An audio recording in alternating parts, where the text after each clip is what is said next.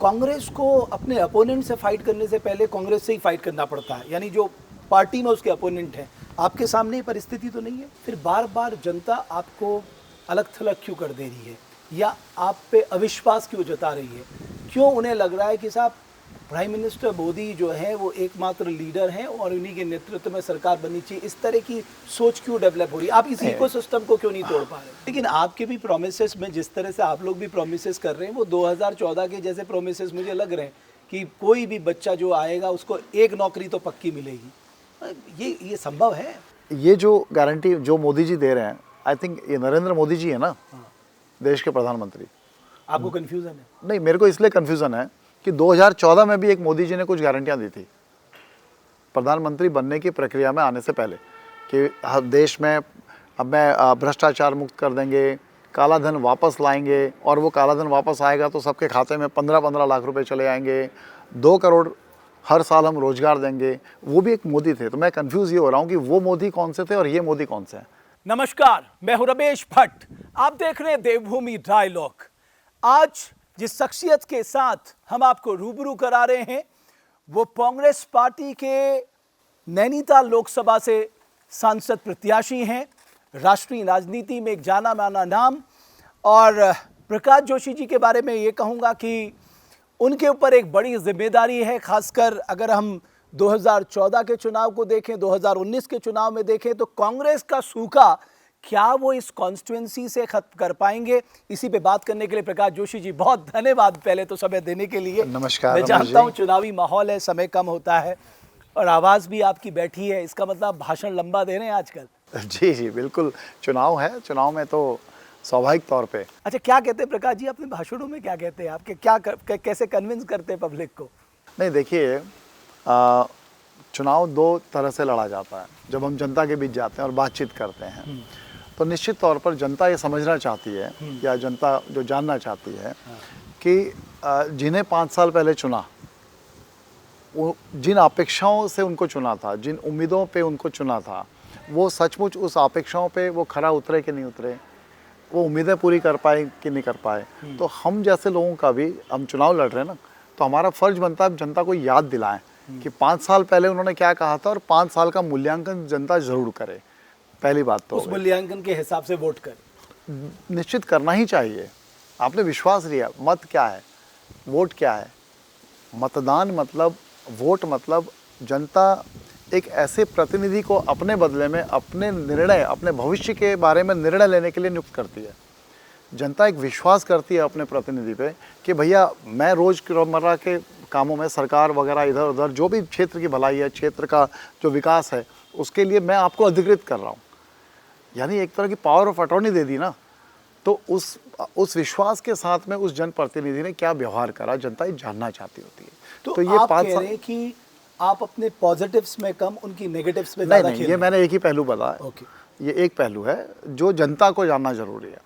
दूसरी बात, निश्चित तौर पर कांग्रेस पार्टी ने मुझ पर एक भरोसा रखा, मुझे जनता के बीच भेजा विश्वास लेने के लिए। और तो मैं ये ज़रूर कहूँगा कि क्षेत्र के लिए, यहाँ के जो विकास के काम हैं, जन कल्याण के काम हैं, जनता की जो अपेक्षाएं हैं, उसके लिए मेरे पास भी एक योजना होनी चाहिए। तो मैं जो समझता हूँ, पिछले लगभग 35 वर्षों से पार्टी ने मुझे समय समय पर संगठनात्मक जिम्मेदारियाँ दी, और उसमें अधिकांश राष्ट्रीय थी जो जिम्मेदारियाँ थी। चाहे मैं छात्र राजनीति से मैंने शुरुआत करी, मैं NSY का राष्ट्रीय महासचिव रहा, मैं यूथ कांग्रेस का राष्ट्रीय महासचिव रहा, यूथ कांग्रेस में जब राष्ट्रीय स्तर पर संगठनात्मक चुनाव हुए तो उसका जो चुनाव प्राधिकरण होता है उसका मैं राष्ट्रीय अध्यक्ष रहा लंबे समय तक, कांग्रेस का राष्ट्रीय सचिव रहा। अब इन जिम्मेदारियों ने मुझे अधिकांश थोड़ा राज्य से बाहर दूसरे राज्यों में ज़्यादा काम करने का मौका दिया। ओके, यहाँ कमी खल रही है उसको आपको लग रहा है नहीं, कि माइनस में? नहीं, मैं उसको ऐसा नहीं लेता। मैं ये मानता हूँ कि इतने राज्यों में अगर मैं बात करूँ तो मात्र 4 राज्य ऐसे होंगे, सिक्किम, छत्तीसगढ़, अंडमान निकोबार और लक्षद्वीप। इनको छोड़ दीजिए तो बाकी हर राज्य में पार्टी ने मुझे एज ए प्रभारी काम करने का मौका दिया। पर प्रकाश जी, ये तो अगर आप कहेंगे कि साहब मैं इतनी एरियाज में गया हूँ, मेरा अनुभव है, बट वो तो कहेंगे कि हमारे सुख दुख में आया नहीं प्रकाश। देखिए, हमारे पहाड़ में कहीं ना प्रकाश हमारे सुख दुख में आ नहीं है, पर वो मौका पहाड़ों में।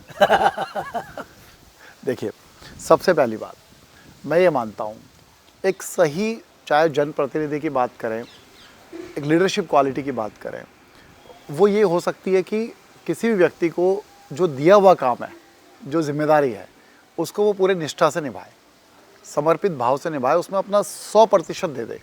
तो आज तक पार्टी ने मुझे संगठनात्मक कामों के लायक समझा, तो मैंने अपना 100% वहाँ दिया, पूरी निष्ठा से काम किया। आज पार्टी ने मुझे जनता के बीच भेजा ना, आज पार्टी ने कहा कि जाइए, जाके जनता का विश्वास हासिल करके और फिर जनता की सेवा करो। तो निश्चित तौर पर मैं मानता हूँ कि जिस तरह से मैंने संगठन का काम किया पूरी निष्ठा से, पूरी ईमानदारी से, वही निष्ठा और ईमानदारी यहाँ कोई मैं साथ तो कोई कसर प्रकाश जी, नहीं जब आप पे इतनी निष्ठा, इतना भरोसा था, तो ये टिकट डिक्लेरेशन में इतना देर क्यों लगा? वो तो बहुत, मैं कहूँगा वो गोल्डन आवर था आप लोगों के लिए। अगर आप पहले प्रिपरेशन करते, पहले ताकत लगाते, तो आपके पास और थोड़ा सा समय ज़्यादा होता, आप पब्लिक को ज़्यादा कन्विंस कर पाते। नहीं, मैं ऐसा नहीं मानता कि देर हुई। पहली बात तो ये कि चयन की एक प्रक्रिया है, और भी काबिल उम्मीदवार थे, मैं बड़ी ईमानदारी से इस बात को कहूँगा। ठीक, किसी किसी जगह पर ज़्यादा उम्मीदवार नहीं होते हैं, पर नैनीताल लोकसभा में और उम्मीदवार भी थे, अच्छे उम्मीदवार थे, सभी में काबिलियत थी अलग अलग टाइप की। फिर पार्टी ने मुझ पर भरोसा रखा, और नामांकन से तो थोड़ा काफ़ी ठीक ठाक समय पहले पार्टी ने उम्मीदवार की घोषणा कर दी, और हमने सही समय पर नामांकन भी भरा, कहीं लेट नहीं हुए, बढ़िया से हमारा चुनाव शुरू हुआ है। तो आपको लग रहा है कि कोई डिले नहीं हुआ है, आपको पर्याप्त टाइम मिला है? नहीं, चुनाव का तो समय इतना ही होता है ना। तो जो जिन लोगों के नाम थे, चर्चा जब चलती है कि साहब इतने लोगों के नाम है, इनमें से कौन बनेगा, ये तो खैर आपका नाम होने से फिर क्लियर हो गया, वो आपके साथ हैं? कहीं उनके मन में ये तो नहीं कि साहब हमने इतना समय लगाया और नहीं, उनको ऐसा दे नहीं दिया है, गया ऐसा और नहीं, अब नहीं, हम नहीं। सपोर्ट नहीं करें? निश्चित तौर पर जब देखिए महत्वाकांक्षा सब में होती है, बिना राजनीति बिना महत्वाकांक्षा के हो ही नहीं सकती। ठीक, तो सबकी इच्छा होती है, ये चाहे पार्टी में, संगठन में जिम्मेदारी मिले या फिर चुनाव लड़ने का अवसर मिले।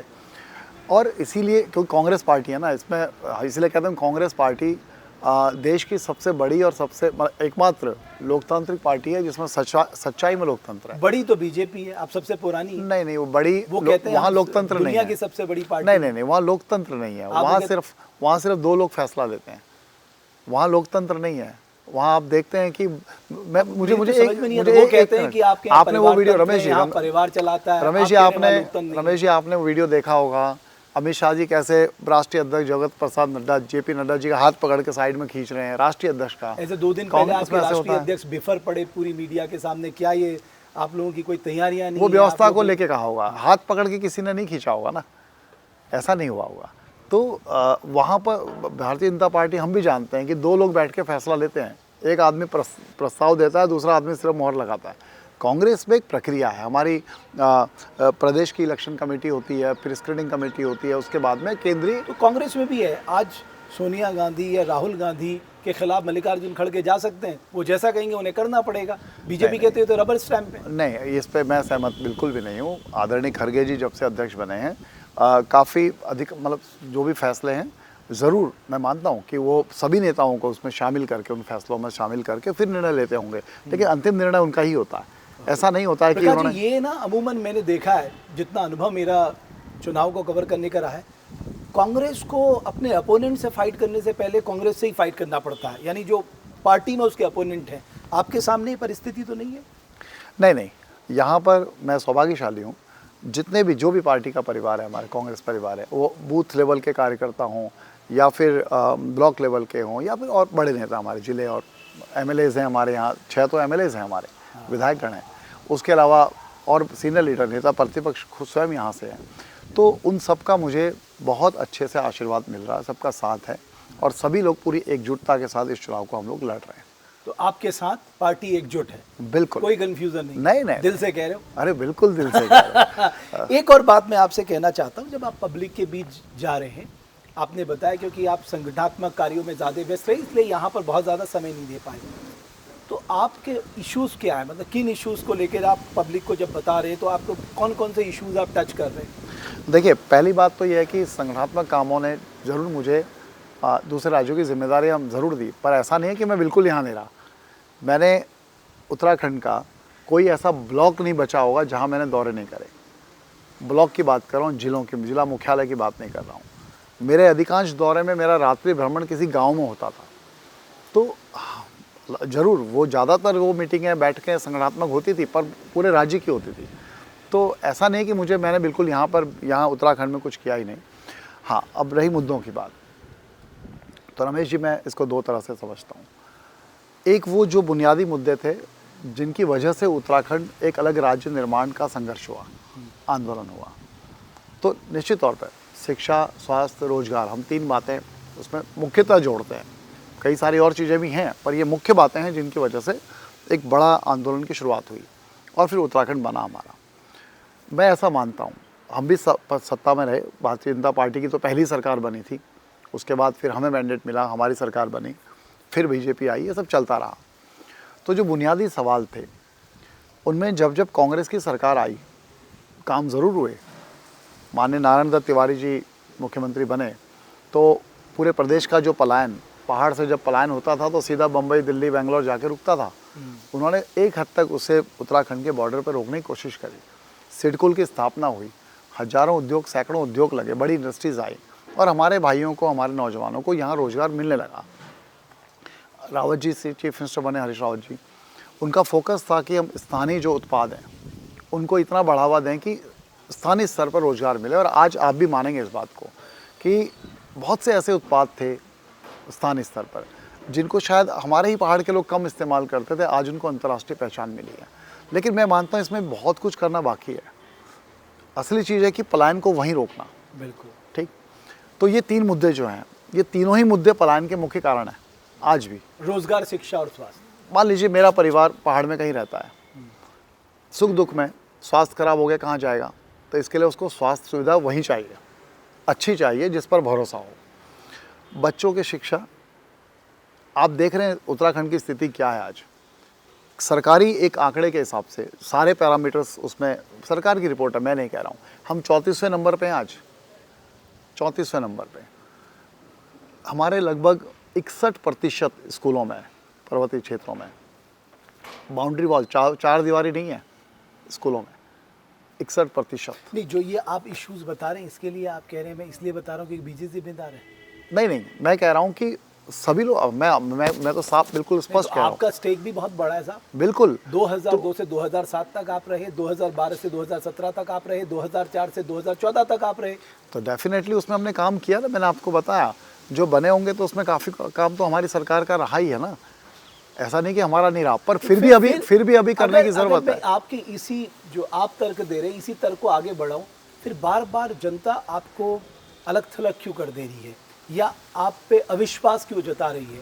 क्यों उन्हें लग रहा है कि साहब प्राइम मिनिस्टर मोदी जो है वो एकमात्र लीडर हैं और उन्हीं के नेतृत्व में सरकार बननी चाहिए? इस तरह की सोच क्यों डेवलप हो रही है? आप इस इकोसिस्टम को क्यों नहीं तोड़ पा रहे? नहीं, ये टूटेगा, आपको इस चुनाव में टूटता हुआ दिखेगा, ऐसा नहीं कि नहीं टूटेगा। होता है। प्रकाश जोशी कॉन्फिडेंट है कि उनके पक्ष में चीजें जा रही हैं। 100%। देखिए कुछ समय के लिए जनता को भ्रमित किया जा सकता है। आप और हम सब जानते हैं, पूरा देश जानता है कि 2019 का जब चुनाव था, मोदी जी जंगल सफारी कर रहे थे कॉर्बेट पार्क में और पुलवामा कांड हुआ, इतना बड़ा हादसा हुआ, हमारे सैनिक, हमारे जवान शहीद हुए सीआरपीएफ के, और उसके बावजूद वो अपने भाषण देने में मशगूल थे।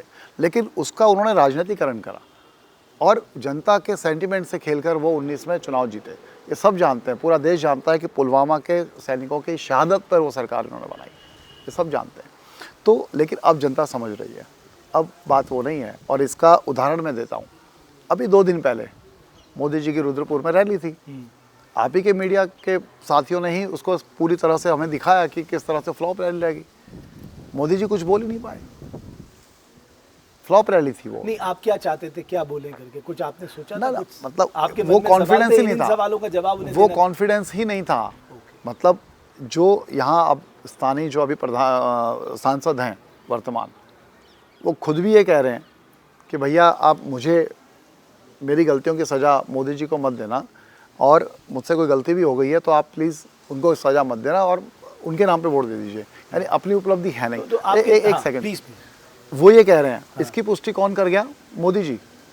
मोदी जी ने उनका प्रचार भी नहीं किया। मोदी जी कह रहे हैं सिर्फ मुझे देख के वोट दीजिए। यानी अगर आपके सांसद की कोई उपलब्धि होती तो आप उनकी पीठ थपथपा के कह सकते थे ना कि देखिए आपके बीच हमने कितना हीरा गजब, बहुत बढ़िया हमने आपको सांसद दिया है और 5 साल इसने आपकी सेवा तो करी प्रकाश है। जी, इसमें गलत क्या है? कोई अपने नेतृत्व के बारे में कहे मेरे पास एक ऐसा नेतृत्व है, जो ऐसा नेतृत्व है जिसके आधार पे आप हमें वोट दे दो। आप भी कह दीजिए साहब हमारे पास भी एक नेतृत्व है, उसके आधार पे आप हमें वोट दे दीजिए। नहीं नहीं, देखिए मेरी बात सुनिए रमेश जी, बेटी की शादी करते हैं ना हम लोग, किसको देख के करते हैं? दूल्हे को देख के, लड़के को देख के करते हैं, ससुर को देख के नहीं करते हैं। कभी ऐसा हो सकता है कि ससुर में कुछ ऐब हो, लेकिन अगर लड़का ठीक खाता कमाता है, अगर लड़का हमारी बच्ची के, बेटी के भविष्य को सुरक्षित रख सकता है, ठीक है, तो हम एक बारी को ससुर की गलतियों को इग्नोर कर देते हैं। यहाँ क्या हो रहा है? अब ससुर गारंटी दे दे कि मैं दोनों को पाल लूंगा, आपको कैसे हो चिंता करने सकता की जरूरत है? नहीं है। ऐसे हो सकता है? आप करेंगे ऐसा? चलो भविष्य में आपके घर में, परिवार में, आपके दोस्तों में, बिरादरी में आप पूछ के देखिए, 10 लोगों से सवाल पूछ लीजिए, बोलेगा भैया हाथ आप यही जोड़ सवाल पूछ रहे हैं आजकल पब्लिक में। पब्लिक कह रही है ना, ये तो पब्लिक की मंशा है, हमारी नहीं है। हमने सुना पब्लिक से भी, तो हम भी ठीक है, पब्लिक कह रही है तो इस बात को आगे क्यों नहीं बढ़ाना चाहिए। सच्चाई ये है कि वर्तमान सांसद को अपनी उपलब्धियों के आधार पे वोट एक बार तो कह दें वो कि मेरी एक ये उपलब्धि है। नहीं, लेकिन मैं देख रहा था अभी जब मैं देहरादून से आपके पास आ रहा था, तो जगह जगह मैं होर्डिंग्स देख रहा था, मोदी की गारंटी। तो आप अपना एजेंडा अभी तक पब्लिक में नहीं ला पा रहे हैं कि आप किन इश्यूज़ पे, मान लीजिए आप कहें कि साहब हम बनेंगे तो हम ये करेंगे। मैं सुन रहा था कुछ न्याय के प्रोग्राम्स आप चला रहे हैं, लेकिन वो मुझे कहीं विजिबल नहीं दिखाई दे रहे हैं इस कॉन्स्टिट्यूंसी में, या अब आप चाह रहे हैं कि उसको आगे लाना? आपने सवाल एक शुरुआत में एक शब्द यूज़ किया, मोदी की गारंटी, उस पर बात करूँ मैं? बिल्कुल करिए। ठीक है, मोदी की गारंटी की आप बात कर रहे हैं। ये जो गारंटी जो मोदी जी दे रहे हैं, आई थिंक ये नरेंद्र मोदी जी है ना, देश के प्रधानमंत्री। आपको कन्फ्यूजन है? नहीं, मेरे को इसलिए कन्फ्यूज़न है कि 2014 में भी एक मोदी जी ने कुछ गारंटियाँ दी थी प्रधानमंत्री बनने की प्रक्रिया में आने से पहले, कि देश में अब मैं भ्रष्टाचार मुक्त कर देंगे, काला धन वापस लाएंगे, और वो काला धन वापस आएगा तो सबके खाते में 15-15 लाख रुपए चले आएंगे, 2 करोड़ हर साल हम रोजगार देंगे। वो भी एक मोदी थे। तो मैं कंफ्यूज ये हो रहा हूँ कि वो मोदी कौन से थे और ये मोदी कौन से हैं, क्या फ़र्क है दोनों में? तो आप पब्लिक क्या को वो मोदी, convince कर क्या पा वो रहे हैं? मोदी? आप बिल्कुल पब्लिक को बता रहे हैं? ये तो बताने की, तो जनता जानती है किसको, किसके खाते में आए 15 लाख। आपके आए? आपके आए? नहीं आए ना, मेरे भी नहीं आए, किसी के नहीं आए। हाँ, तो वो मोदी जो थे वो भी गारंटी थी, जब वो गारंटियाँ पूरी नहीं हुई, आज कैसे कह सकते उन्होंने हैं? तो कह दिया ना चुनावी जुमला था, चुनाव में तो ऐसी तो ये भी बातें चुनावी, होती रहती तो ये भी चुनावी जुमला ही है ना। ये तो उनके अमित शाह जी ने बोला, एक बात इसी तरह के एक इंटरव्यू में अमित शाह जी ने बोला कि ये तो सब चुनावी जुमले होते हैं, इस तरह के 15 लाख खाते में आते हैं क्या, रोजगार मिलता है क्या, वो तो नौकरी कहते मिलती हैं है? हम भी जानते, पब्लिक भी जानती, आप भी जानते, तो इसमें ये मुद्दा ही नहीं है कोई। हाँ, तो पब्लिक थोड़ा शुरू में विश्वास कर रही थी जब इन्होंने कहा। इन्होंने एक पूरी मशीनरी को यूज़ किया, इन्होंने कुछ और लोगों को भी इसका इस्तेमाल किया, इन्होंने अन्ना हजारे जी का इस्तेमाल किया, इन्होंने बाबा रामदेव का इस्तेमाल। आज कहाँ है बाबा रामदेव?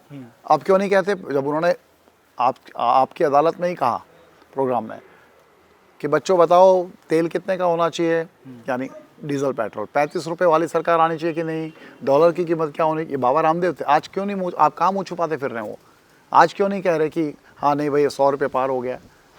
तो इन्होंने एक पूरा षड्यंत्र करके देश के बड़े उद्योगपतियों से पूरा पैसा इस्तेमाल करके और पूरी तरह से पैसे का भरपूर इस्तेमाल करके इन्होंने एक भ्रम फैलाया, पूरे देश की जनता को भ्रमित किया। और कुछ समय के लिए, मैं मानता हूँ, आप अचानक कोई आदमी बैठा है जिसने कभी नशा ना किया हो, उसे थोड़ी सी अफीम चटा दो तो थोड़ी देर के लिए तो वो भी सुन्न हो जाएगा। देश की जनता को इन्होंने इसी तरह से भ्रमित किया था। अब देश की जनता जागरूक हो गई। तो आप लोग वो भ्रम तोड़ रहे हैं, आपको लग रहा है? बिल्कुल निश्चित, अपने आप भी टूट रहा है, हम भी तोड़ रहे हैं उसमें। हम अपने पॉजिटिव कामों से तोड़ेंगे। जनता, क्योंकि उसको छला हुआ महसूस कर रही है जनता, उनको लग रहा है कि उनके साथ चोट हो गई है, विश्वासघात हो गया, तो जनता भी महसूस। तो आप कैंडिडेट पे भी बोल रहे हैं, आप प्राइम मिनिस्टर मोदी पे भी बोल रहे हैं? दोनों ही दोषी है ना। स्ट्रैटेजी कांग्रेस ये है कि सब कैंडिडेट पे बोलो, प्राइम मिनिस्टर मोदी पे ज्यादा चर्चा नहीं, ऐसा नहीं है। जब अपराध हो, जब दो लोग अपराधी हैं तो एक को सजा क्यों, अकेले को? दोनों ही अपराधी हैं, दोनों को सजा मिलनी चाहिए। तो जब वो अपना एजेंडा लेके जाते हैं तो आपका अपना भी तो ऑल्टरनेट एजेंडा होगा, आपका अपना कोई विजन होगा। साहब अगर मैं बना तो इस कॉन्स्टिट्यूंसी के लिए मेरी क्या प्रायोरिटीज़ रहेंगी? बिल्कुल। तो मैं कुछ बातें रखूँगा आपके सामने जो मैं महसूस करता हूँ वर्षों से, लेकिन अभी तक मेरे पास वो जिम्मेदारियाँ नहीं थी कि मैं उसको धरातल पर ला सकता था। निश्चित तौर पर आगे अब ये जिम्मेदारी मिलेगी, मेरा पर विश्वास है, तो हम करेंगे। देखिए, अब मैं मुद्दों के आधार पर बात करते हैं। मुझे पीड़ा होती है कि हमारे नौजवान साथी, युवा साथी भाई जो नौकरियों पे हैं, आप देखेंगे कि सरकारी संस्थाएं भी बहुत सारी, दर्जनों से सरकारी संस्थाएं जहां संविदा के आधार पे लोग नौकरी करते हैं, ठीक है। आप कल्पना कीजिए कि एक सामान्य जब आप संविदा पे नौकरी करते हैं तो आपको तनख्वाह मिलती है 12, 14, 15,000, 16,000 मैक्सिमम, ठीक है। उसी पद पे अगर वो स्थायी नियुक्ति पाता है, यानी सेम पद पे, वो डिफरेंशिएट है, 35 से 40,000 की तनख्वाह है, ठीक है, और वर्षों तक वो संविदा पे है। ये तो समझा जा सकता है कि कोई छोटा प्रोजेक्ट है, 6 महीने के लिए समझ गया, आप कह रहे हैं सेम वर्क सेम पे, योग्यता के अनुसार तो उनको पे वेतनमान मिले। यानी एक पहली बात तो यह है कि सरकार को ज़रूरत तो है उस पद पे, ऐसा तो नहीं है कि 3 महीने का पद था, आप तो 10 साल तक भी संविदा पे रख रहे हो, उस पद पे कर्मचारी की ज़रूरत है। फिर आप वेतनमान कम देने के लिए कि आप ज़्यादा लोड नहीं लेना, इनको कम देना है, तो आप संविदा पे रख रहे हो। बट इसको इम्प्लीमेंट करने के लिए तो आपको स्टेट पे आना होगा। बिल्कुल आएंगे, पहले तो संघर्ष शुरू करेंगे ना, सरकार की आंख तो खोलेंगे, प्रदेश के नौजवानों को जागरूक तो करेंगे।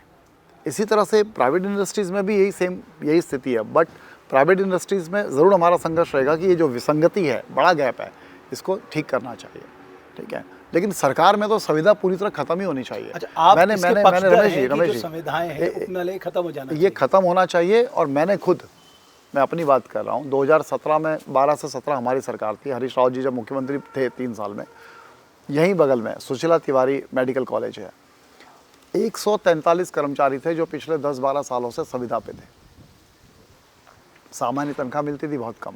हमने संघर्ष किया उनके लिए ना, और हमने उनको स्थायी नियुक्ति दिलवाई। जब वहाँ दिलवा सकते हैं तो आगे भी दिलाएंगे। ये खत्म होना ही चाहिए, बिल्कुल। ये अन्याय है, शोषण है हमारे नौजवानों की, जो उनकी योग्यता है उसका शोषण है। ओके, लेकिन इसके लिए तो बहुत भारी भरकम बजट चाहिए। अगर आप इकोनॉमिक्स के लिहाज से देखें, वो कहते हैं ना, economics, good economics bad politics, but इसके ये राजनीति के लिए कहने के लिए तो बहुत अच्छा है, बट स्टेट के जो इकोनॉमिक हालात हैं वो तो इसकी इजाज़त भी नहीं देते। अगर 15 फाइनेंस कमीशन की मैं बात करूं, 15 फाइनेंस कमीशन को स्टेट ने ये कहा कि साहब, बिकॉज हमारी कमिटेड लाइबिलिटीज़ ऑलमोस्ट हमारे बजट के 35% के आसपास हैं, 35%, जिसमें आपकी सैलरी है, पेंशन है, या आप उनको ब्याज देते हैं, इंटरेस्ट देते हैं जो आपने लोन लिया है, वही आपकी 35% है। तो फिर आप नया पैसा कहाँ से लाएंगे? आपके खुद की जो इनकम सोर्सेस हैं वो मुश्किल से, अगर आपका 80,000 करोड़ का बजट है तो 20,000 करोड़ है। तो प्रकाश जोशी जी, सोच तो बड़ी अच्छी है, लेकिन आप इसे धरातल में कैसे उतारेंगे? यही तो सरकार का काम है ना, लीडरशिप क्वालिटी किस बात की? फिर आप खुद तो पूरी तनख्वाह ले रहे हैं, 5 साल बाद पेंशन भी पूरी ले रहे हैं। कहेंगे 2012 से 2017 तक आपको किसने रोका था? आप करवा लेते। नहीं, तो उस समय जरूर हमारी सरकार थी, मना नहीं कर रहा हूँ, मैं तो कह रहा हूँ अब मुझे जिम्मेदारी मिली है तो मैं करूँगा इसको। इसके ये संघर्ष का इशू है आपकी नजर? बिल्कुल, ये बड़ा इशू है। ये सिर्फ इशू नहीं है, ये एक समस्या, ये एक पेन है, दर्द है। इशू नहीं है, इशू तो, हाँ, इशू तो सिंपल होता है कि ठीक है इशू है, उसका इस्तेमाल कर ले, मैं इशू की बात नहीं कर रहा। ये दर्द है, हमारे नौजवानों का दर्द है। ये दर्द अगले चुनाव तक रहेगा, विधानसभा चुनाव? ये परमानेंट रहेगा जब तक इसका समाधान ना हो। ओके, अब मैं दूसरी बात पे आता हूँ, ठीक है। नए रोजगार सृजन की हम बात करते हैं। मैं मानता हूँ कि सरकार ये कह सकती है कि भाई नए रोजगार सबको नहीं दिए जा सकते, सरकारी नौकरी। आपको याद होगा जब कोविड महामारी आई थी, कोरोना, उस समय अधिकांश बड़ी बड़ी कंपनियां, छोटी भी, सब लोग वर्क फ्रॉम होम कल्चर शुरू हुआ। बिल्कुल, काम रुका नहीं था, काम जारी रहा, वर्क फ्रॉम होम रहा। और मजे की बात क्या है कि अब कोविड बीमारी नहीं है अब आज की तारीख में, उसके बावजूद अधिकांश कंपनियों ने इस पैटर्न को जारी रखा है। आज भी बड़ी बड़ी कंपनियों में अगर 500 कर्मचारी हैं तो वो हफ्ते में 1 दिन ऑफिस आते हैं, बाकी दिन वर्क फ्रॉम होम है आज भी। उसके लिए सबसे मजबूत टूल क्या था? टेक्नोलॉजी, इंटरनेट व्यवस्था, ये सब तभी कर पाए। मेरा कहना यह है कि पहाड़ी क्षेत्र जो हमारे हैं, पर्वतीय क्षेत्र, मैं पर्वतीय मूल से आता हूँ, तो मेरा दर्द निश्चित तौर पे झलकेगा। प्राथमिक शिक्षा भी मेरी पहाड़ से ही है, तो मैंने वो देखा है, उस जीवन को जिया। मैं मानता हूँ कि पर्वतीय क्षेत्रों में बड़ी बड़ी उद्योग नहीं आ सकते। हम सोचेंगे बड़ी चिमनी वाले, धुआं उड़ाने वाले बड़े उद्योग आ जाएंगे, बड़ी फैक्ट्रियाँ लगेंगी, संभव नहीं है, वो आएंगी भी नहीं। और फिर ट्रांसपोर्टेशन कॉस्ट इतनी ज़्यादा हो जाएंगी कि फिनिश्ड गुड पहुँचते पहुँचते उसकी कॉस्ट बढ़ेगी। बट लेकिन अगर हमने टेक्नोलॉजी का विस्तार किया, हम इंटरनेट फैसिलिटी हमने स्ट्रॉन्ग कर ली, तो निश्चित तौर पर ये जो आउटसोर्सिंग की कंपनीज़ हैं या कॉल सेंटर्स वगैरह इस टाइप की, जो गुड़गांव आप जाइए, नोएडा जाइए, बेंगलोर, पूना, हैदराबाद, लाखों लाखों नौजवान वहाँ कॉल सेंटर्स में और आउटसोर्सिंग में काम कर रहे हैं। वो यहाँ क्यों नहीं कर सकते? हमारे जो बच्चे हैं, बच्चियाँ हैं, उनमें कौन से टैलेंट की प्रतिभा की कमी है? अगर ये सिर्फ ये इंफ्रास्ट्रक्चर सरकार ठीक करवा ले, प्राइवेट से करवा ले, सबसे बड़ी बात तो हमारा BSNL तो सरकारी था। प्रकाश जी, मेरा एक पॉइंट है, मैं डेविल्स एडवोकेट करता हूँ। अगर आप इंफॉर्मेशन टेक्नोलॉजी की बात करें, देहरादून में एकमात्र IT पार्क है, मुझे ये बताइए वो सिक्का बिल्डर वहाँ पर क्या कर रहा है? जो IT पार्क डेडिकेटेड था IT प्रोफेशनल के लिए, वहाँ पर सिक्का बिल्डर को किसने जगह दे दी कि तू अपना हाउसिंग प्रोजेक्ट लगा? क्या ये अन्याय नहीं है? और आप जानते हैं किसने दी, मैं नाम नहीं लेना चाहता, आप जानते हैं कि इसने नहीं, ठीक है, वो गलत नहीं है, आप मुझे मैं बताइए। मानता हूँ गलत है। अगर हम, आप जो सोच रहे हैं, अगर हम उसे एक इंफॉर्मेशन टेक्नोलॉजी का हब बना लेते तो मुझे लगता है वहाँ से शुरुआत हो सकती थी। और ये वंडरफुल आइडिया है कि हम टेक्नोलॉजी का इस्तेमाल करके यहाँ रोजगार बिल्कुल, सृजन कर रमेश जी, सकते मैं हैं। इससे और सर्विस सेक्टर तो हमारे लिए आने वाले समय में वैसे भी फ्रूटफुल होने जा रहा है। आप देखिए ना इसके पीछे की जो इससे होगा क्या, इससे बदलाव कितना बड़ा आएगा। हमारे नौजवान, हमारे भाई बहन, वो अपने स्थानीय स्तर पर वहीं काम कर पाएंगे, अपने घर को समय दे पाएंगे, माँ बाप को समय दे पाएंगे, परिवार को समय दे। दूसरी बात, ये जो वर्क फ्रॉम होम का कल्चर है, ये तो शहरों में भी है ना आज भी। तो आप सोचिए कि उन लोगों को भी अब शहर के प्रदूषण से निकल के अगर वो यहाँ आते हैं तो हमारा पर्यटन कितना बड़ा बढ़ेगा। महीने महीने के लिए वो जब होम स्टेज वगैरह में आके रुकेंगे, यहीं से वर्क फ्रॉम होम चल रहा है, यहीं आके सेटल हैं, फिर वापस जा रहे हैं, आ रहे हैं, तो पर्यटन, आप सोचिए ना, रोज़गार कहाँ बढ़ेगा। पर इसके लिए वो सोच चाहिए। मैं जो आप कह रहे, मैं समझ रहा हूँ, जिसकी भी गलती थी, जो भी निर्णय हुए वो गलत, तो गलत ही है। मैं कभी गलत बात का समर्थन नहीं करता हूँ। और मैं मानता हूँ कि अगर कहीं हमारे भी नेताओं से गलती होती हैं, बहुत जगह पे उन नेताओं ने, हमारे नेताओं ने उस गलती को स्वीकारा भी है, ऐसा नहीं कि नहीं स्वीकारा है, और उसको ठीक करने की कोशिश करी है।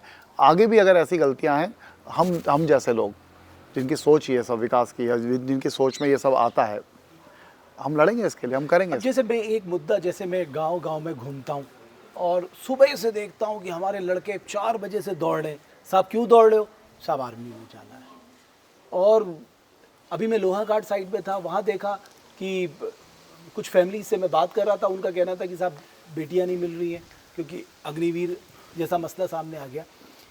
अब अग्निवीर को, जो उत्तराखंड का युवा सबसे ज़्यादा आर्मी में जाना चाहता है, जिसका पहला प्यार और मैं कहूँगा आखिरी प्यार भी आर्मी में जाना है, वहाँ अगर ये मैं कहूँगा कि 4.5 साल की नौकरी की व्यवस्था कर दी गई, बट आप लोग कहीं कोई वोकल ही नहीं है। और मैं तो खुद मानता हूँ कि साहब इसको रिकन्सिडर होना चाहिए। कम से कम उत्तराखंड से जैसे राज्य तो इसको देख ही नहीं सकता इस व्यवस्था को। नहीं, ये तो आपने मेरा ही जवाब दे दिया सवाल पूछ के। मेरा भी मन यही कहता, पर लेकिन मैं इस पर आता हूँ।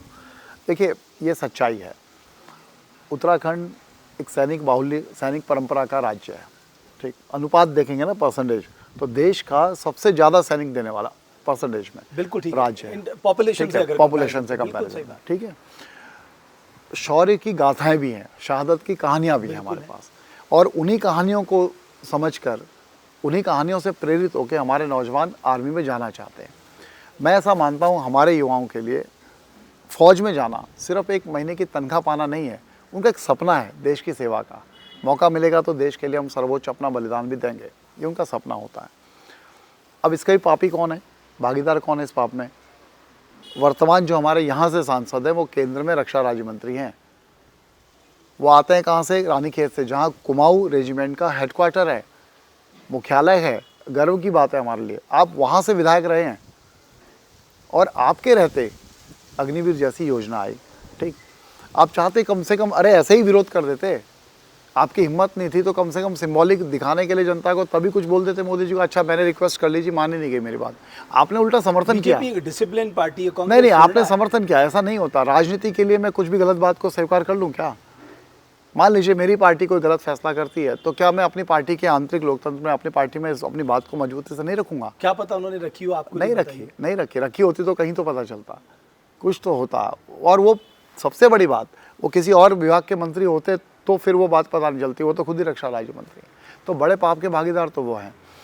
और निश्चित तौर पे आपने जो बोला, ये तो कांग्रेस के संकल्प में है ना, कांग्रेस के संकल्प में है ये बात कि जैसे ही हमारी सरकार आएगी, सबसे पहले अग्निवीर, इसे ख़त्म करेंगे हम, ये व्यवस्था ख़त्म कर देंगे। बिल्कुल ख़त्म करेंगे, ये बहुत ज़रूरी है। और सच्चाई है आज की तारीख पे, पहाड़ में इन अग्निवीरों को शादी करने के लिए आप कोई लड़की देने को तैयार नहीं। आप 4 साल बाद आ रहे हो वापस बेरोजगार होके, इससे अच्छा तो पहाड़ के लोग बोलते हैं हमारे घर वाले। उसका एक पॉजिटिव अगर आप देखेंगे कि जैसा बताया जा रहा है कि साहब 4.5 साल बाद आएंगे, डिसिप्लिन होके आएंगे और फिर कई पैरामिलिट्री फोर्सेस में उनके लिए जॉब जो है वो रिजर्व कर दिए जाएंगे। पैरामिलिट्री तो पता नहीं, लेकिन मोहन भागवत जी का स्टेटमेंट सुना होगा ना कि आप जब अग्निवीर से वापस आएंगे तो हम अपने आरएसएस के मुख्यालय में आपको सुरक्षा कर्मी, सिक्योरिटी गार्ड के रूप में रखेंगे। सुना था कि नहीं सुना था?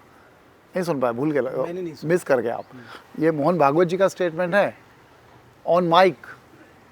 नहीं, ये मोहन भागवत जी का नहीं है, ये नहीं, उन्हीं का है। मध्य प्रदेश के जो ना, मिनिस्टर ना, थे ना, कैलाश विजयवर्गीय, उन्होंने ये स्टेटमेंट दिया था। मुझे उनका स्टेटमेंट याद है। उनका भी स्टेटमेंट है और उन्होंने चलो जिसका भी है मान लीजिए, चलो ठीक है, बीजेपी का स्टेटमेंट है। और क्या कहा था इससे बढ़ के कि जो बड़ी इंडस्ट्रीज़ हैं, किसका नाम लिया था, अदानी, अंबानी, जो भी, आपको वहाँ सिक्योरिटी गार्ड। मतलब आप जज्बा देखिए ना, एक नौजवान फौज में जा रहा है देश की सेवा के लिए, आप कह रहे हो आप हमारे ऑफिस या हमारे फैक्ट्री या हमारे घर के बाहर आपको हम सिक्योरिटी गार्ड रखेंगे। आप तो उसकी भावनाओं से खेल रहे हैं भाई, आप उसकी भावनाओं का अपमान कर रहे हैं। वो गोली खाने को तैयार है, तो आप लोगों वो जान देने को तैयार है। बता रहे हैं कि हमारा पहला काम ये रहेगा बिल्कुल, कि अग्निवीर व्यवस्था को हम आके खत्म बिल्कुल करेंगे। पूरी तरह से। मतलब वो देश के लिए जान देने को तैयार है, आप कह रहे बाहर खड़ा हो जाए सिक्योरिटी गार्ड बन के। ये कौन सा था? लेकिन आपके भी प्रोमिसेस में जिस तरह से आप लोग भी प्रोमिसेस कर रहे हैं, वो 2014 के जैसे प्रोमिसेस मुझे लग रहे हैं कि कोई भी बच्चा जो आएगा उसको एक नौकरी तो पक्की मिलेगी। ये संभव है?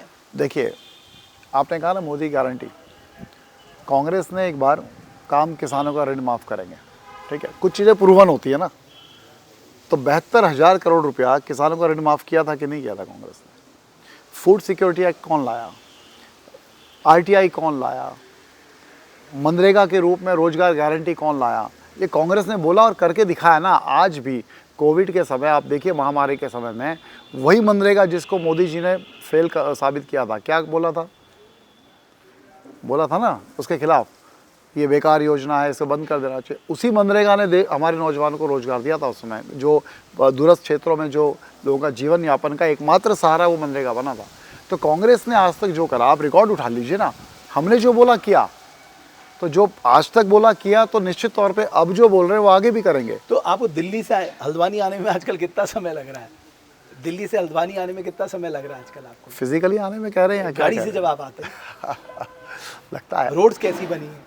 रोड्स में देखो, फिर आपको बताता हूँ, दो अलग बात है। एक इंफ्रास्ट्रक्चर की हम जब बात करते हैं, अच्छी बात है, इंफ्रास्ट्रक्चर आगे बढ़ना चाहिए और एक सतत प्रक्रिया है। दिख रहा है आपको नहीं, इंफ्रास्ट्रक्चर? आप ये देखिए ना, 1947 में जब देश आज़ाद हुआ था तब क्या था देश में, और आज हम कहाँ पहुँचे। तो एक सतत प्रक्रिया से बढ़े। ऐसा नहीं हुआ कि अचानक मोदी जी प्रधानमंत्री बने, नितिन गडकरी जी परिवहन मंत्री बने और उन्होंने अचानक से ऊपर से कहीं से एक रोल ला के पूरी सड़क बना दी। उसके पीछे का बेस है, उसके पहले सड़कें रही होंगी, थोड़ी छोटी रही होंगी, उसको चौड़ा कर दिया। यही तो रहा। दिल्ली से हल्द्वानी तो पहले भी आते थे सड़क पे, ऐसा था नहीं कि नई सड़क बना दी, चौड़ा किया, अच्छा करा, पर पूरा आज भी नहीं है। क्यों कंपनी अब काम छोड़ के भाग जा रही हैं? आप ही देख लीजिए। चलिए, आज रामपुर से हल्द्वानी आने में आज तक वो सड़क पूरी नहीं हुई है। आप मुरादाबाद से आप आइए, रामनगर की तरफ आइए, आपको रोना आ जाएगा, समझ ही नहीं आएगा सड़क है कहाँ पर, इतने गड्ढे हैं। वो किसकी जिम्मेदारी है फिर? तो इंफ्रास्ट्रक्चर डेवलपमेंट एक सतत प्रक्रिया है जिसके पीछे सिर्फ राजनीतिक लीडरशिप का ही योगदान नहीं होता। जो हमारे अधिकारी हैं, ब्यूरोक्रेट्स हैं, जिनका वो काम है उस विभाग के, उनका भी योगदान इक्वली है, उनकी भी सोच होती है, उनका भी विज़न है, उसमें काम करता है। तो जैसे आप लोग कहते हैं पब्लिकली साहब, रोजगार एक बड़ा मुद्दा है, महंगाई एक बड़ा मुद्दा है, वुमेन सिक्योरिटी एक बड़ा मुद्दा है, ये ज़मीन पे दिख रहा है आपको कि पब्लिक इसको आधार पे पब्लिक निश्चित तौर पे है? बिल्कुल है, 100% है। पब्लिक को तो भाई, गरीब आदमी जब 421 रुपये का सिलेंडर था 2014 से पहले, उस समय कितना हल्ला मचता था। यही भारतीय जनता पार्टी मचाती थी, स्मृति ईरानी सिलेंडर ढोड़ के घूमती थी, उन्होंने उसे मुद्दा बनाया भाई। हाँ, आप नहीं बना पा रहे? नहीं, हम भी बना रहे हैं। नहीं, आप नहीं बना पा रहे। मैं सड़क से लेके संसद तक, प्रकाश जी ये बात सही है, जो मैंने उस दौर तो मैं पार्लियामेंट में ही था, तो जो मुद्दा पार्लियामेंट से लेके सड़क से लेके संसद तक उन्होंने बनाया, उस मुद्दे को उन्होंने आम जनमानस में पहुंचाया भी। आप उसे आम जनमानस में नहीं पहुंचा पा रहे। अगर आम जनमानस के ये मुद्दे होते तो शायद आज चलिए हम ऐसा कह सकते हैं कि वो ज़रूरत से ज़्यादा मीडिया में दिखाई दिए उस समय, हम लोग बहुत विजिबल नहीं है। अब आज की तारीख में रमेश जी आप जानते ही हैं, मैं आप जैसे एक निष्पक्ष और एथिकल पत्रकार की बात नहीं, जर्नलिस्ट की बात नहीं कर रहा हूँ, पर अधिकांश वो मीडिया हाउसेस जिसकी अब मलकियत उद्योगपतियों के हाथ में है, उनका रवैया क्या रहता है कांग्रेस की खबरों को दिखाने, ये आप भी जानते हैं, ठीक है। मैं उनकी बात, जो निष्पक्ष हैं, स्वतंत्र हैं, खुद का चला रहे हैं, मैं उनकी बात नहीं कर रहा हूँ। आज भी कुछ लोग अभी भी बहुत अच्छे हैं जो बिल्कुल स्वतंत्र पत्रकारिता करते हैं, लेकिन जो कांग्रेस का संघर्ष है कई बार वो नहीं दिख पाता है, इतनी सी खबर डाल देते हैं, ये आप भी जानते हैं अच्छे से। खैर, मैं अभी दूसरी बात पे थोड़ा सा अगर आप अनुमति दें। Please please. मैंने एक मुद्दे पे बात करी, अभी अग्निवीर हमने बात कर ली, रोजगार पे मेरा जो विज़न है मैं उस बात करी, मैं थोड़ा शिक्षा पे ज़रूर आना चाहूँगा। तो जो मैं चाहता हूँ कि जो और प्रैक्टिकली जो हो सकता है मैं उसकी बात कर रहा हूँ, मैं कभी भी ऐसे ही सपने दिखाने की बात नहीं करूँगा। इस संसदीय क्षेत्र में नैनीताल उधम सिंह नगर में टोटल वोटर्स में से लगभग 4 लाख मतदाता ऐसे हैं जो 18 से 24 आयु वर्ग के हैं। 4 लाख मतलब वो वर्ग है जो विद्यार्थी वर्ग का है, यानी स्कूलिंग ख़त्म करके अब उसे उच्च शिक्षा चाहिए, कॉलेज में आना है, यही है ना आयु। आप भी कॉलेज गए होंगे। 18 से 24। आपको आश्चर्य होगा कि पूरी संसदीय क्षेत्र में मात्र 20 डिग्री कॉलेज है, और 20 भी कैसे, किसी की क्षमता 350 की है, किसी की 700 की, यानी सिटिंग कैपेसिटी, इंफ्रास्ट्रक्चर की बात कर रहा हूँ। अगर वो अच्छा होता तो ज़्यादा लोग बैठ सकते थे। तो 20 डिग्री कॉलेज 4 लाख की है। अब 4 लाख के अलावा जो पर्वतीय क्षेत्रों से आते हैं बच्चे पढ़ने, तो तराई में ही आते हैं, इधर ही आते हैं। हल्द्वानी सबसे बड़ा केंद्र है।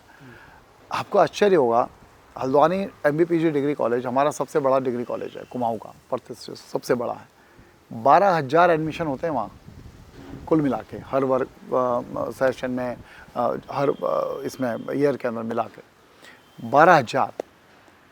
आप हैरान होंगे, वहाँ सिटिंग कैपेसिटी मात्र 2,500 से 3,000 बच्चों की है। मतलब हम ये कह रहे हैं, एडमिनिस्ट्रेशन ये कह रहा है, यानी जो भी संचालक है वो ये कह रही हैं अथॉरिटीज़ कि आप फीस तो दो 12,000 लोग, और हम पढ़ाएंगे सिर्फ 3,000 बच्चों को। आपसे डेवलपमेंटल चार्ज लिया जा रहा है बच्चों से, बिकॉज कैपेसिटी नहीं है, इंफ्रास्ट्रक्चर नहीं, क्लासरूम ही नहीं है ना। बाकी 9,000 बच्चों को कहाँ बिठाओगे आप?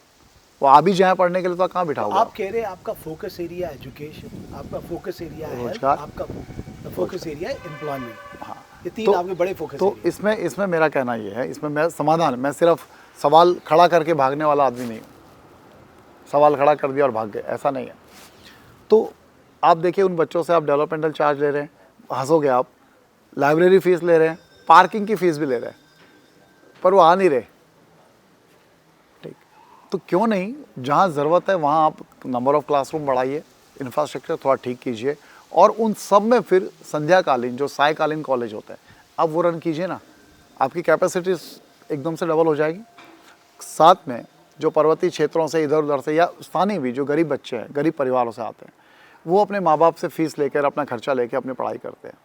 अगर उनको सायकालीन कॉलेज में पढ़ने का, इवनिंग क्लासेस पढ़ने का अगर मौका मिला शाम को 5 बजे के बाद का, वो दिन भर कोई छोटा मोटा रोज़गार भी तो करेंगे ना, फिर कहीं नौकरी पालेंगे, कहीं रोज़गार करेंगे, खुद कमा लेंगे ना, उनको भी गर्व लगेगा। ये मौका हम उनसे छीन रहे हैं, और जब दूसरे शहरों में, दूसरे राज्यों में ये हो सकता है तो यहाँ क्यों नहीं हो सकता? अब लोग कहेंगे प्रकाश जोशी जी के आइडियाज़ बड़े अच्छे हैं, इश्यूज़ बड़े अच्छे उठा रहे हैं, लेकिन ये करेंगे कैसे? ना ये केंद्र में है, ना ये राज्य में है। पर इसमें करने के लिए कुछ चाहिए नहीं ना, इसमें सिर्फ राजनीतिक इच्छा शक्ति चाहिए, कुछ नहीं चाहिए। क्या करना है इसमें? सरकार को भी क्या करना है, चलो बताइए। जहाँ ज़रूरत है वहाँ थोड़ा आपको कोर्सेज, अब आप एक बात सोचिए, कोटाबाग में एक कॉलेज है, 350 के आसपास बच्चे हैं। अब बच्चों की संख्या अगर आपने बढ़ानी है, वहाँ के बच्चों का लोड हल्द्वानी से कम करना है, उसका एकमात्र तरीका क्या? आप 2-4 जो विषय, जरूरी विषय बढ़ा दीजिए, 2-4-5 क्लासेस और बढ़ा दीजिए, तो वहाँ के बच्चों को हल्द्वानी तो नहीं आना पड़ेगा ना। तो ये करने के लिए कितना बड़ा वो चाहिए? अब आप मुझे बताइए, आपका आत्मविश्वास क्या कह रहा है? क्योंकि विधानसभा में 2 सेटबैक आपको लगे, वो कहते हैं दूध का चला भी छाछ फूक फूक कर पीता है, आप अच्छी तरह जानते हैं। उसमें इनफाइटिंग एक बहुत बड़ा रीज़न था आप लोगों की, कांग्रेस की इनफाइटिंग का। तो उससे अनुभव लेके अब आपका आत्मविश्वास क्या कह रहा है? मतलब पब्लिक से जो रिस्पांस आपको मिल रहा है, जब आप लोगों से मिल रहे हैं, क्या आपको लग रहा है? मैं इसके साथ एक और चीज़ कनेक्ट करता हूँ। प्लीज़। आपने कहा कि आत्मविश्वास क्या कह रहा है या कैसे करोगे, बातें बड़ी हैं, कैसे होगा। मैं आपको मेरे चुनाव की बात बताऊँ, 2012 में मैं सिर्फ 2,300 वोटों से जीतने से रहा, ठीक है। सरकार बनी, मैं विधायक नहीं था, उसके बावजूद मैंने कालाडूंगी विधानसभा में 112 करोड़ रुपए के काम करवाए डेवलपमेंटल सरकार से। ये आसान नहीं था, ऐसा नहीं होता कि मैं गया और मुख्यमंत्री ने साइन कर दिया। उसके लिए फॉलोअप्स थे, उसके लिए कई बार लड़ना पड़ा। जिन 143 कर्मचारियों को मैंने स्थायी नियुक्ति दिलाई, उसके लिए मैं प्राचार्य के रूम में धरने में बैठा ज़मीन पे, और तब तक नहीं उठा जब तक आदेश नहीं आए। मैंने कहा मैं अब मुख्यमंत्री जी से, मैं यहाँ बैठ गया हूँ, आदेश भेजिए, उसके बाद मैं यहाँ से उठूँगा। और ये जानती है उत्तराखंड में जो लोग मुझे जानते हैं, वो ये जानते हैं कि मैंने अगर कुछ कहा और मैंने किसी संघर्ष की बात करी तो मैं फिर वो लड़ाई पूरी लड़ता हूँ। आपको एक मिनट, रिजल्ट क्यों नहीं आया? मैं बता रहा हूँ ना उसी पे, ये तो मैंने बाद में किया ना। चुनाव तो लड़ा था, चुनाव में रिजल्ट क्यों नहीं आया? अभी आप ही ने कहा, मैंने नहीं कहा, आपने कुछ बातें बोली, लड़ गए 2-3 निर्दलीय लोग, वोट खराब हो गए, कोई बात नहीं, जनता को बाद में समझ में आया। और छोड़ दीजिए, अब मैं आरोप क्या लगाऊं? कुछ तो हमारे मीडिया के साथियों की बड़ी कृपा रही, जिन्होंने मुझे चौथे और 5वें नंबर पे दिखाया अपने रिपोर्ट में। तो जनता भ्रम में पड़ती है, कोई बात नहीं, मैं उस पर किसी को दोष नहीं दे रहा, लेकिन उसके बावजूद मैं कह रहा हूँ हमने जो काम किए, प्लीज़ आप उसको थोड़ा सा ज़रूर मुझे मौका दीजिए बोलने का। 112 करोड़ के तो हमने डेवलपमेंट के काम कराए। कालाडूंगी में एसडीएम की तैनाती नहीं होती थी, मतलब पोस्ट थी नहीं, तो जितना कोटाबाग ब्लॉक दूरस्थ क्षेत्र हैं उनको एसडीएम के कार्यालय के काम के लिए हल्द्वानी आना पड़ता था। हल्द्वानी एसडीएम कहीं ना कहीं निकले रहते थे, वापस धक्का खा के आते थे। हमने वहाँ एसडीएम की तैनाती, नई पोस्ट क्रिएट कराई। आप यहाँ से निकलें, आप आते रहते हैं, आप तो यहाँ आपका घर भी है।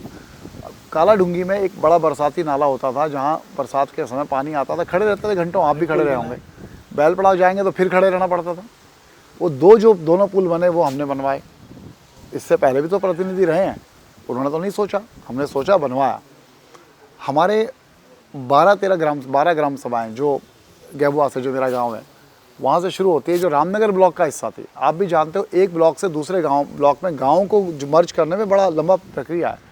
हमने उनको कोटाबाग ब्लॉक मर्ज करवाया, बड़ी प्रक्रिया थी, पर हमने करवाया उस पर संघर्ष करके। आज उनको पर्वतीय ब्लॉक का लाभ मिल रहा है।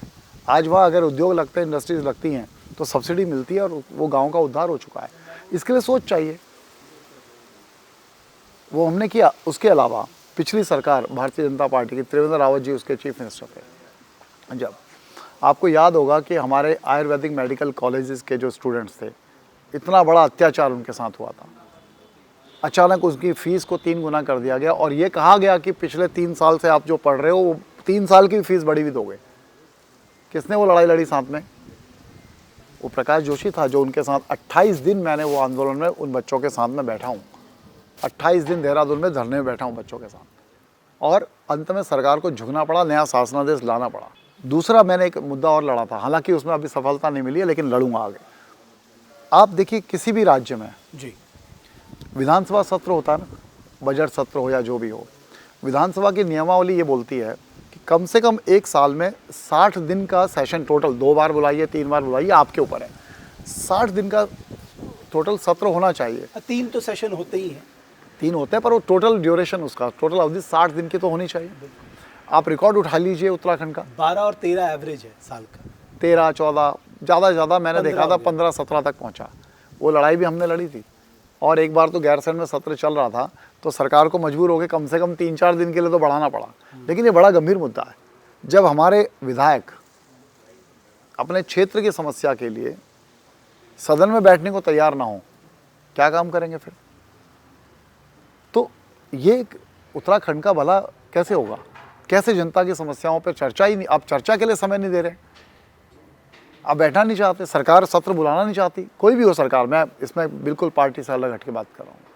प्रकाश जोशी, बड़ी तो बिजनेस एडवाइजरी कमेटी में तय हो जाता है कितने दिन सेशन चलाएंगे, क्या मैंने क्या बोला, क्या ये मुद्दा प्रकाश जोशी बोल रहा है,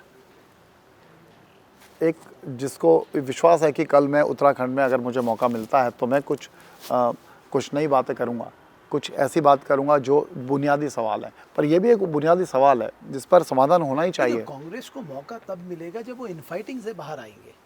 आप जानते हैं, इतनी आज भी, मतलब कहते हैं ना, हरे को हरी नाम, उससे भी सबक नहीं लेते, आज भी इनफाइटिंग है। जब आगे पीछे कुछ नहीं है तब भी इनफाइटिंग है, तब भी ईगो है। चलिए, समय बदलता है और आगे आने वाले जैसे मैं बदलते समय में आपको दिखेगा। हमने देखा बीजेपी 365 दिन इलेक्शन मोड में रहती है, कांग्रेस कहाँ रहती है कुछ नहीं पता।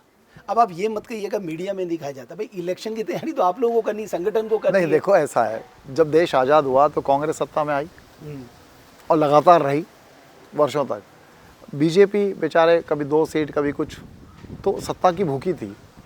अब उन्हें डर है, जो कुकर्म किए हैं, जो पाप किए हैं पिछले 10 साल में, कि कभी सत्ता से बाहर न निकल जाए। उनकी मजबूरी है उनको चुनावी उसमें रहना। कांग्रेस पार्टी की न स्थापना चुनाव के लिए हुई थी कि सिर्फ चुनावी मोड में रहना है, वो जनता के हित की लड़ाई लड़ने के लिए हुई थी, पीड़ित वर्ग की, शोषित वर्ग की, गरीबों की, मजदूरों की लड़ाई लड़ने के लिए हुई थी। आज भी कांग्रेस के मूल सिद्धांत वही हैं, बदले नहीं हैं। चुनाव लड़ना हमारा लक्ष्य नहीं है। चुनाव एक प्रक्रिया है जिसमें हमको भाग लेना पड़ता है। जनता की भलाई के लिए हमें चुनाव लड़कर सत्ता में इसलिए आना पड़ता है कि हम जनता के काम कर सकें, जनता की सेवा कर सकें, जनता की भलाई कर सकें। लेकिन चुनाव लड़ना किसी राजनीतिक दल का लक्ष्य हो जाए, सत्ता में बना रहना अगर किसी राजनीतिक दल का लक्ष्य हो जाए, तो समझ लीजिए कि वो राजनीतिक दल क्या देगा इस देश को। आप कांग्रेस पार्टी का लक्ष्य कभी भी सत्ता में रहना नहीं रहता। क्यों रहेगा? जनता की भलाई हमारा लक्ष्य है, तो जनता की सेवा हमारा लक्ष्य सत्ता में रहेंगे, आप रहिए विपक्ष में, क्या दिक्कत नहीं। ये जनता को तय करना होता है, ये जनता को तय करना होता है कि उनके भले के लिए कौन सोच रहा है, उसको सत्ता में कब लाना है। तो हम रहें, लंबे समय तक रहें या लंबे समय तक विपक्ष में रहें। अभी तो इनको तो 2 ही टर्म हुए ना, और इस चुनाव में दिख जाएगा ना 10 साल में जो उन्होंने किए हैं। तो फाइनली आप कॉन्फिडेंट हैं कि ये चुनाव आपके लिए टफ चुनाव नहीं है, आसान चुनाव है? बिल्कुल भी टफ नहीं है। और मैं तो ये देख रहा हूँ पूरी तरह से, मुझे जो फीलिंग आ रही है, महसूस कर रहा हूँ, जिस तरह से अपार समर्थन मिल रहा है, जिस तरह से जनता अब एक तुलनात्मक अध्ययन करने लगी है, पहले नहीं होता था। मतलब कुछ समय से जनता भ्रमित थी। इस बार आप देखिएगा, आप मतदाता से पूछिए, अब वो तुलनात्मक अध्ययन है। एक तरफ उनके सामने वो सांसद हैं भारतीय जनता पार्टी के, जिन्होंने अपनी सांसद निधि का इस्तेमाल नहीं करा, जिन्होंने खुद स्वयं के गोद लिए हुए गाँवों में, सिर्फ एक दिन गए थे, जिस दिन गोद लिया होगा उस दिन फ़ोटो खिंचानी ज़रूरी थी, क्योंकि अपने ऊपर हाईकमान को भेजनी होगी ना कि मैंने कौन सा गाँव गोद लिया। पलट कर नहीं गए। अब भी आप अखबार उठा के देखिए, 2 दिन पहले पूरा पेज की कवरेज थी जंगलिया गाँव की, वो उन्होंने गोद लिया था। उस गाँव की दुर्दशा तो देख लीजिए। अरे गोद लेने का मतलब क्या? हम जानवर ही पालते हैं ना, उसकी देखभाल करते हैं अच्छे से, अपना परिवार का सदस्य समझ के। इन्होंने गांव गोद लिया, इसलिए लिया था कि उस गांव को गोद लेके उस गांव में जो विकास है, उस गांव का जो उद्धार होना, मॉडल बनेगा, वो मॉडल बनेगा और उसी की कॉपी करके बाकी गांव भी होंगे। अब आप कल्पना कीजिए, जिस सांसद ने एक गांव गोद लेके उस गांव की तरफ पलट कर नहीं गए, उस गांव का कुछ भी उद्धार नहीं किया, उस गांव में कुछ नहीं किया, उसको इस क्षेत्र की जनता पूरे संसदीय क्षेत्र की जिम्मेदारी सौंपेगी क्या? सौंपनी चाहिए। मैं जनता से सवाल पूछता हूँ आपके माध्यम से, जिस व्यक्ति ने एक गांव गोद लिया हुआ, उसकी तरफ नहीं पलट के देखा, उसका कुछ नहीं किया, क्या आप उसे सौंपेंगे ये संसदीय क्षेत्र? क्या वो उस लायक हैं? नहीं है। अब वो जनता से नज़र नहीं मिला पा रहे हैं। अब तो वो काला चश्मा पहन के भाषण दे रहे हैं ताकि वो नज़र नहीं मिला ले। और अब नया नारा शुरू हो गया पहाड़ में, आपने सुना? उनका तो नारा चलता है, एक ही रट अजय भट्ट, अजय भट्ट। नहीं, बदल गया। अब नया नारा आ गया। अब है कि मेरा नाम छू अजय भट्ट, मैल कर है लोकसभा पट्ट। ये नया नारा जो पहाड़ में चल रहा है, आप लोग सुन रहे हैं। क्या ये नारा आपको इस संसदीय क्षेत्र से जिता के भेजता है या नहीं, ये देखना बड़ा दिलचस्प होगा। लेकिन प्रकाश जी, आपके मुझे बातें बहुत ही अच्छी लगी। खासकर आपने जो विधानसभा सेशन की बात की, मैं भी मानता हूँ उसकी एक बहुत इम्पोर्टेंस है। अगर विधायक अपने सवाल, अपने मुद्दे, अपने जनता जनार्दन के विषयों को अगर संसद या पार्लियामेंट में नहीं उठा पाते, खासकर विधानसभा में, तो ये सोचने का विषय है। मेरा बहुत धन्यवाद आपका, बहुत लंबी चर्चा हुई और हमारे जरिए बहुत लोग आपको, आपके विचारों को भी जानने का नहीं, मुझे बिल्कुल मिलेगा मौका, और मैं जानता हूँ मेरा सौभाग्य है कि आपने मुझे समय दिया, नहीं मुझे मौका दिया आपके प्लेटफॉर्म पे। इस चुनाव के बिजीनेस में भी आपने टाइम निकाला, मैं आपका दिल से शुक्रिया करता हूँ। बहुत धन्यवाद प्रकाश जोशी, जिन्होंने अपना विजन इस कॉन्स्टिट्यूंसी के लिए किया है वो बताया, और साथ ही ये भी बताया कि इस समय उनके लिए कौन से ऐसे मुद्दे हैं जिनको लेके वो जनता जनार्दन के बीच जा रहे हैं। जाहिर है जनता जनार्दन को तय करना है इस कॉन्स्टिट्यूंसी में किस राजनेता का भविष्य क्या होगा। लेकिन एक और बड़ी शख्सियत के साथ देवभूमि डायलॉग आपके सामने फिर हाजिर होगा। बहुत बहुत धन्यवाद हमारे इस खास इंटरव्यू को देखने के लिए।